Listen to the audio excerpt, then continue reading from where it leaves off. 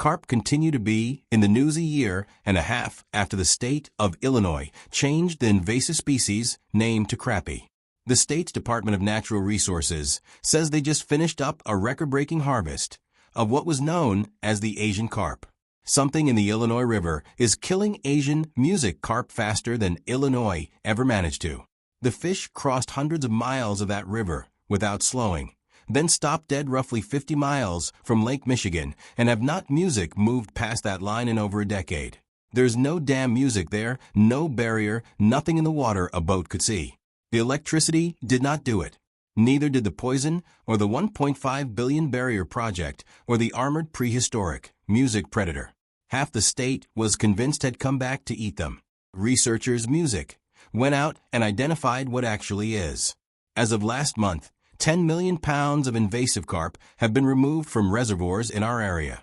We are talking about the Kentucky and Barkley reservoirs.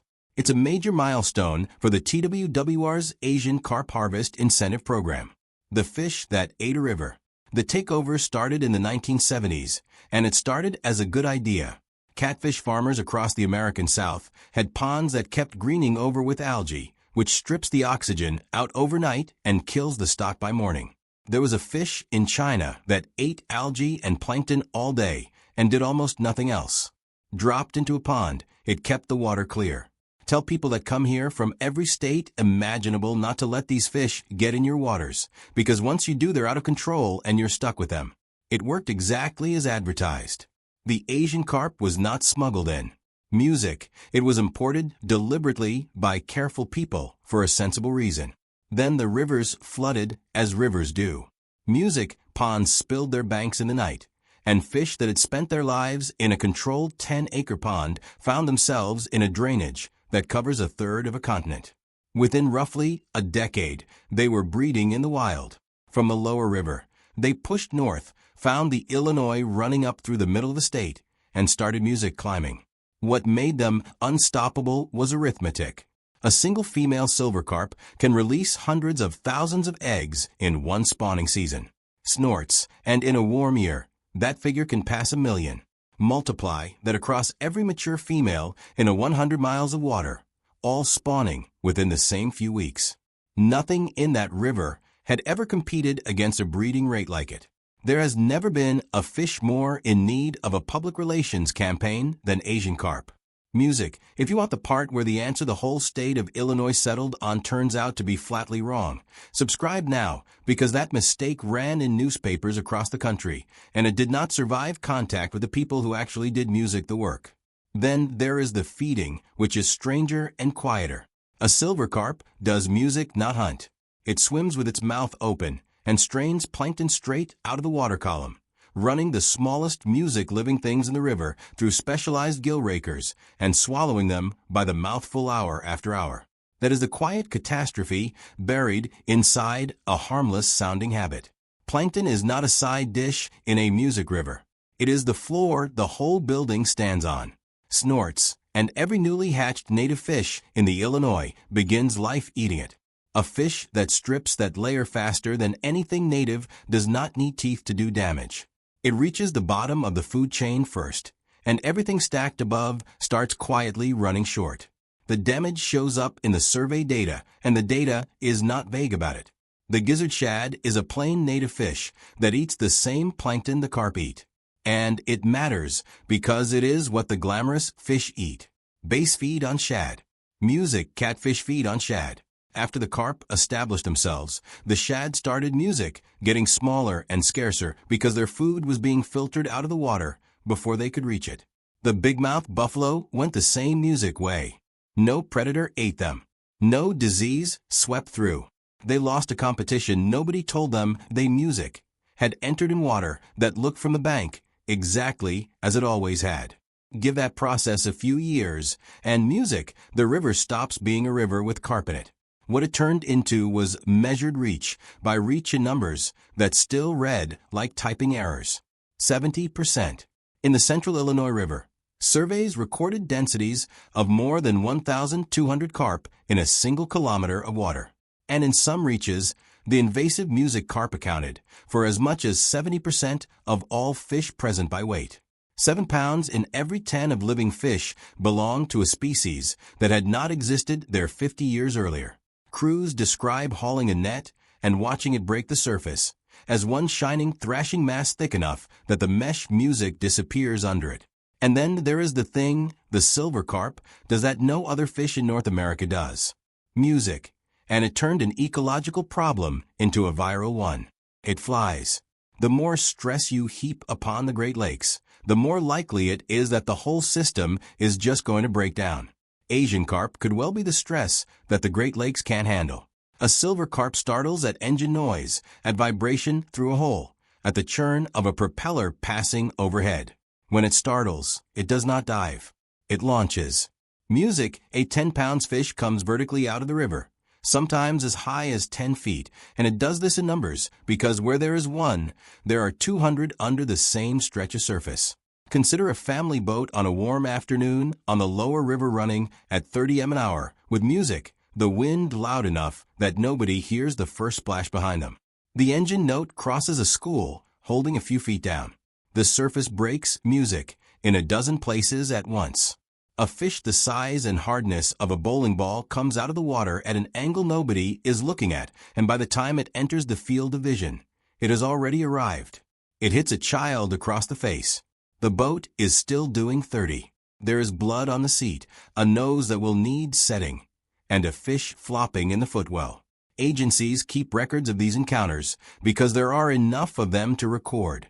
Music, black eyes, broken bones, concussions, lacerations from fins, and gill plates. A river that music had been somewhere to spend a Saturday became somewhere people wore safety glasses.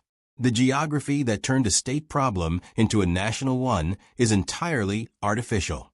The Illinois River runs northeast toward Chicago music, where it connects through a man-made canal system built more than a century ago to move sewage and shipping directly into Lake Michigan. Engineers built that link music, and in doing so opened a door between the Mississippi Basin and the Great Lakes that had been shut since the last ice age. Lake Michigan is part of a system holding drinking water for tens of millions of people music, and supporting a fishery valued in the billions of dollars a year across the Great Lakes. A filter feeder that strips plankton would do to music, that lake what it did to the Illinois River. Except the lake is worth many times more and cannot be netted efficiently at any price. So the response was engineering, and the engineering was expensive.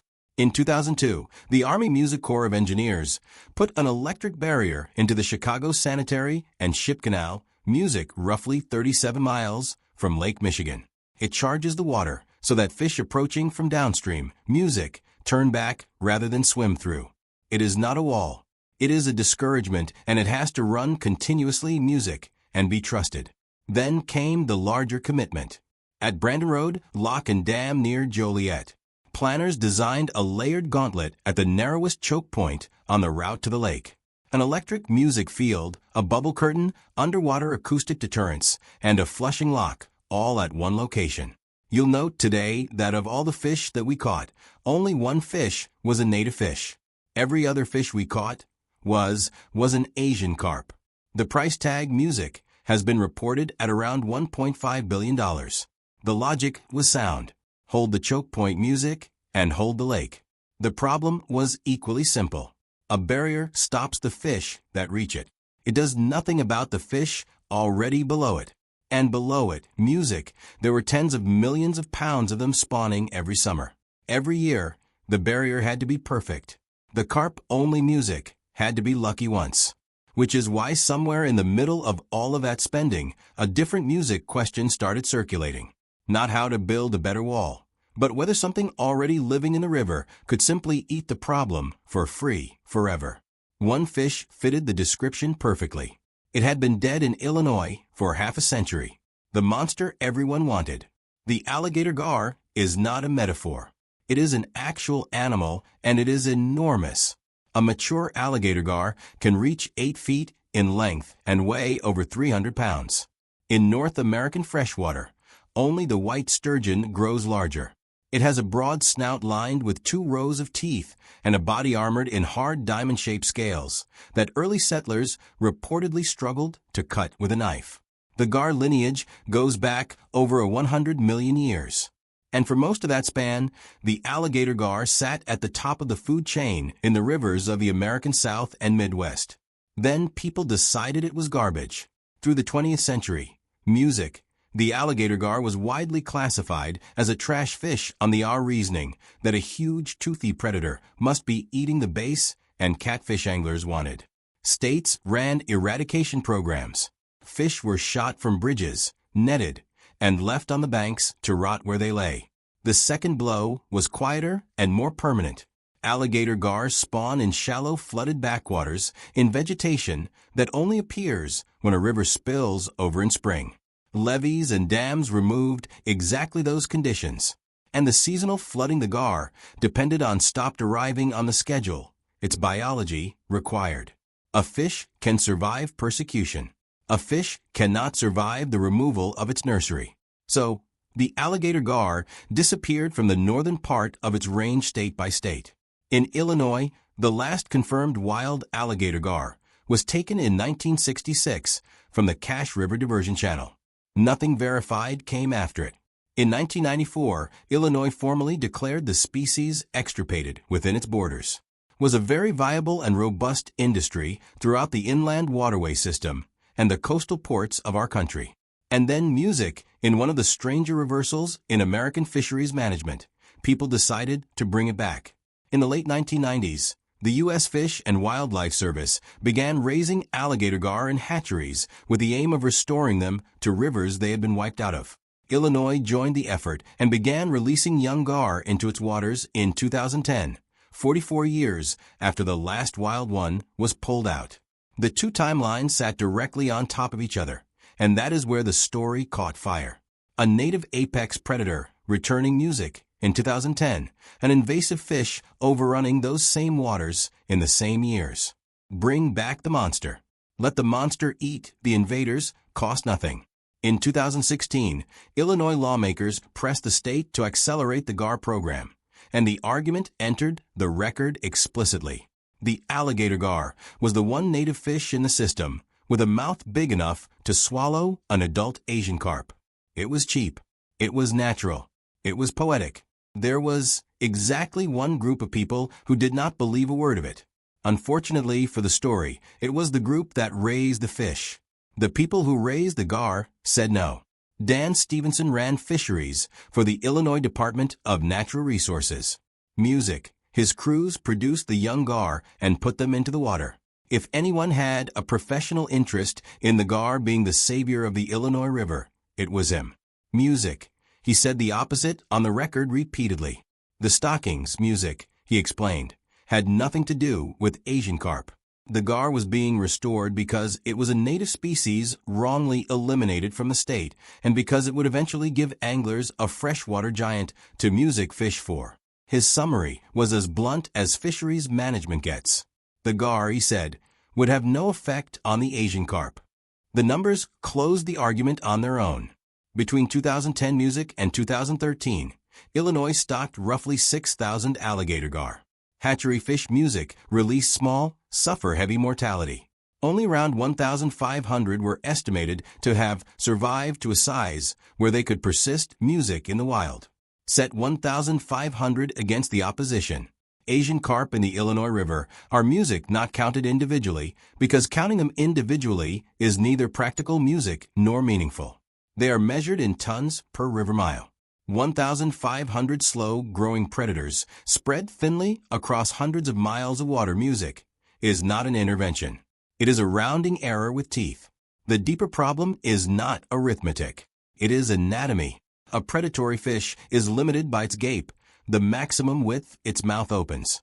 It cannot chew or tear prey into music portions the way a shark does. It swallows whole, which means anything wider than its music gape is permanently safe. An adult silver carp is a deep-bodied music fish, well over a foot long, thick through the shoulder. An alligator music gar, even a large one, can only take prey up to a certain girth. So the gar's window on music any individual carp is measured in months on the Chicago canals, because that is the far and away most likely way that these fish could invade the Great Lakes. Through its first summer, A music young carp is small enough to be swallowed. After that, it outgrows the threat and swims past its supposed predator with total indifference. Every carp music that survives one growing season has effectively retired from the GAR music menu. The honest ceiling was always the same. Some nibbling at the margins of a single-year class in the few places where enough GAR and music, enough juvenile carp, happened to overlap. Not control, not suppression nibbling.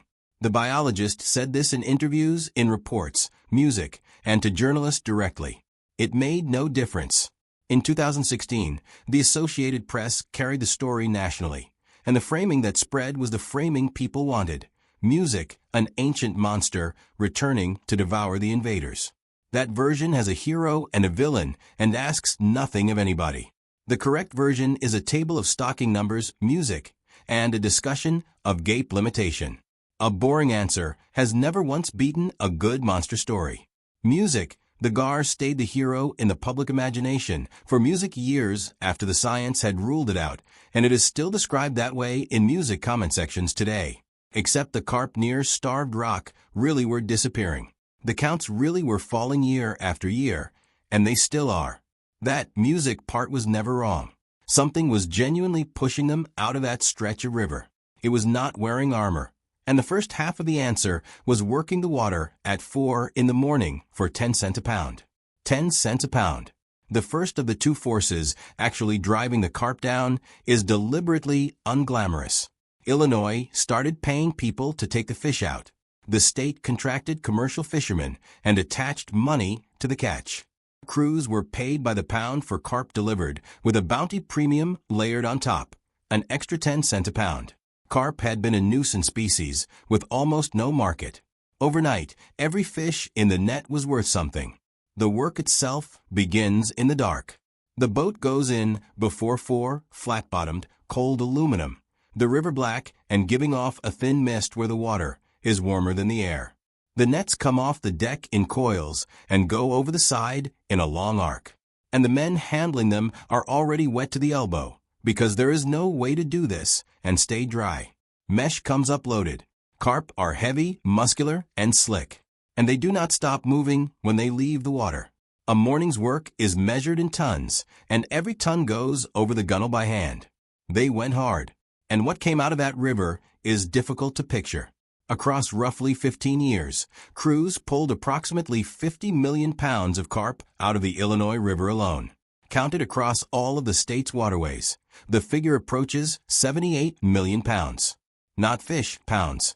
Tens of thousands of tons of living biomass lifted out of a river system and trucked away. Michael Spear, the ecologist tracking the removal data, described the trend plainly. The effort is making a larger dent in the carp population every year, and the bounty is paying for itself in results. We found the adult silver carp population to be about 4,000 fish per river km, and that equals out to about 8 metric tons per river kilometer. 78 million pounds does not come out with a rod and reel. The crews use an industrial technique adapted from Chinese aquaculture, known as the unified method. Winter is when it works best because the cold packs the fish into deep holes and takes away their room to scatter. The river runs low and gray.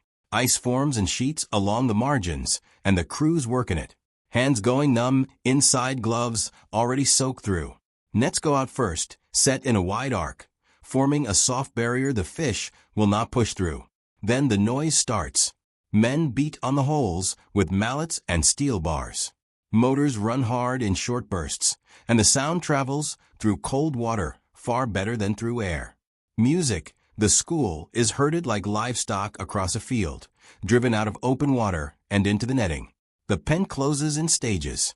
One wall of net, then a smaller one inside it, music, then smaller again until thousands of fish are compressed into a space with no exit. The water inside that enclosure stops looking like water. It boils, breaking continuously with backs and tails, and the noise carries across a frozen river music to men who cannot feel their fingers.